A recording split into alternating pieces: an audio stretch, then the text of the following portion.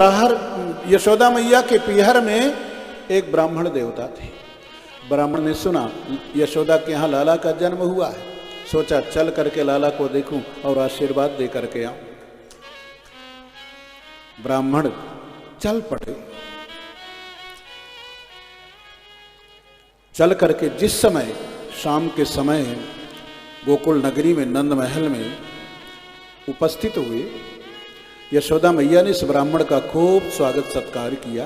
कहने लगी, बाबा आप पूरे दिन चलते रहे, थक गए होंगे, आपको भूख लगी होगी, मैं सारा प्रबंध किए देती हूँ, आप भोजन बना लो और भोजन कर लो। ब्राह्मण ने कहा, नहीं नहीं, आज मैं बहुत थक गया हूँ, भोजन बनाने की सामर्थ्य नहीं रही, आज मैं दूध पी करके सो जाऊंगा, सवेरा होगा तो भोजन की देखी जाएगी। यशोदा मैया कहने लगी, बाबा ऐसा कैसे हो सकता है, आपको भोजन करना ही पड़ेगा।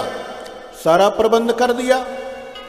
ब्राह्मण भोजन बनाने लगे, खीर पूड़ी और सब्जी का प्रसाद बना करके तैयार किया, थाली में परोसा, उसे ठंडा किया, तुलसी पत्र डाला, नेत्र बंद करके ब्राह्मण भगवान का आवाहन करने लगे, आओ प्रभु प्रसाद तैयार है। लेकिन आज तो वो भगवान कहीं दूर नहीं थे, नंद महल में ही, नंद बाबा के आंगन में ही वो भगवान घुटनों के बल भ्रमण कर रहे हैं। भगवान ने देखा मेरा भक्त मेरा आवाहन कर रहा है, घुटनों के बल चले भगवान, और ब्राह्मण की थाली के पास पहुंच करके खीर पूड़ी को सपोटना प्रारंभ कर दिया। ब्राह्मण ने नेत्र खोल करके देखा, अरे इसने सब गड़बड़ कर दिया। यशोदा मैया दौड़ पड़ी, कन्हैया को अपनी गोद में उठा लिया। ब्राह्मण से क्षमा मांगने लगी, बाबा मुझसे बड़ा अपराध हुआ, मैं इसे पकड़ करके न रख सकी, आपका सारा परिश्रम बेकार गया। कोई बात नहीं बाबा, आप दोबारा भोजन बना लीजिए, मैं सारा प्रबंध फिर से किए देती हूँ। ब्राह्मण मना करने लगे, लेकिन यशोदा मैया प्रार्थना करने लगी। ब्राह्मण तैयार हो गए, भोजन बनाने लगे।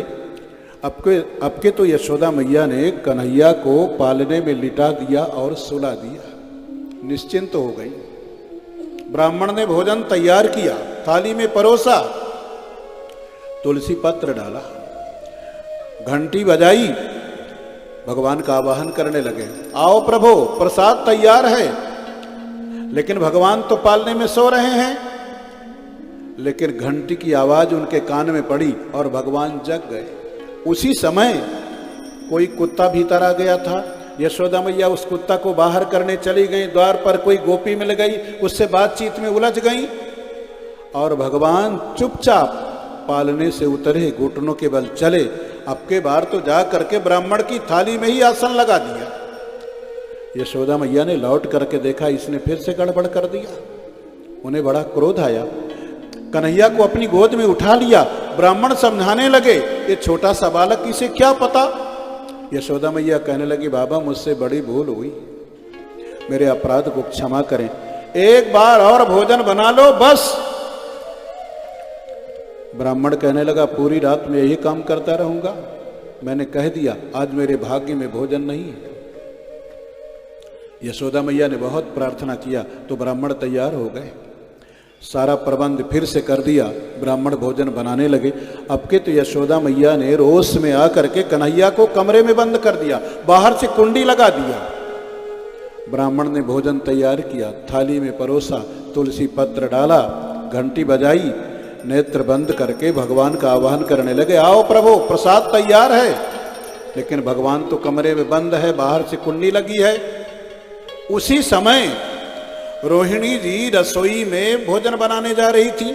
रोहिणी जी ने आवाज लगाया, यशोदा रानी जीरा लेकर के आना, क्योंकि सब्जी छौंकने के लिए मैंने कढ़ाई में घी डाल दिया है, और जीरा उसी कमरे में था जिसमें भगवान बंद है। हड़बड़ा करके जल्दी से यशोदा मैया ने जा करके कमरे की कुंडी खोली, भीतर प्रवेश किया। कमरे में अंधकार था, अंधकार काला, कृष्ण भी काले, काले कृष्ण काले अंधकार में इतना घुल मिल गए, यशोदा मैया उनको देख न सकी और भूल भी गई कि मैंने उसको भीतर बंद कर रखा है। जल्दी जल्दी जीरा लिया, दौड़ करके रोहिणी जी के पास रसोई में पहुंची, दरवाजा खुला छोड़ा, भगवान को मौका मिल गया। जल्दी जल्दी भगवान भी घुटनों के बल चले और ब्राह्मण की थाली में पहुंच करके भोग लगा ही दिया। भला कोई भक्त भावपूर्वक भगवान का आवाहन करे और भगवान ना आए, ऐसा कैसे हो सकता है?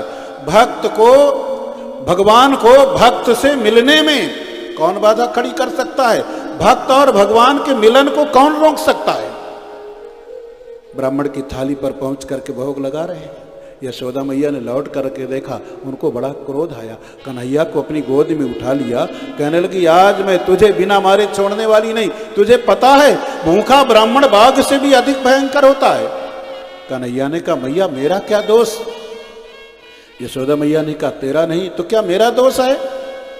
भगवान ने कहा देख मैया, ना तेरा दोष न मेरा दोष, दोस्त इस बूढ़े ब्राह्मण का है जो बार बार मुझे बुला रहा है। और देख मैया, जो मुझे बुलाता है उसके पास चल करके मैं अवश्य जाता हूं। यशोदा मैया कहने लगी तुझे बुला रहा है कि अपने भगवान को बुला रहा है? कन्हैया ने कहा मैया तुझे नहीं मालूम, मैं ही इसका भगवान।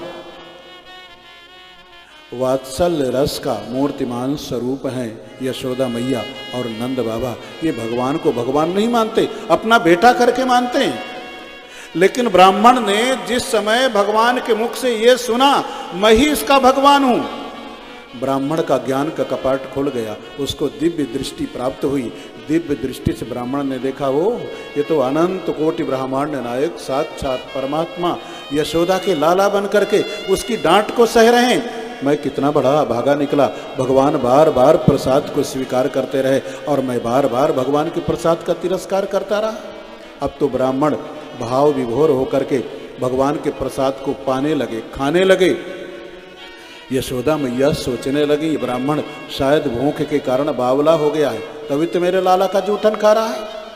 लेकिन ब्राह्मण भगवान के दिव्य प्रसाद को पा करके नंद बाबा के महल के आंगन में, जहां नंगे चरणों से घुटनों के बल भगवान विचरण करते हैं, वहां की रज को उठा करके अपने मस्तक पर धारण करके ब्राह्मण कृतकृत्य होकर के वहां से प्रस्थान कर गए।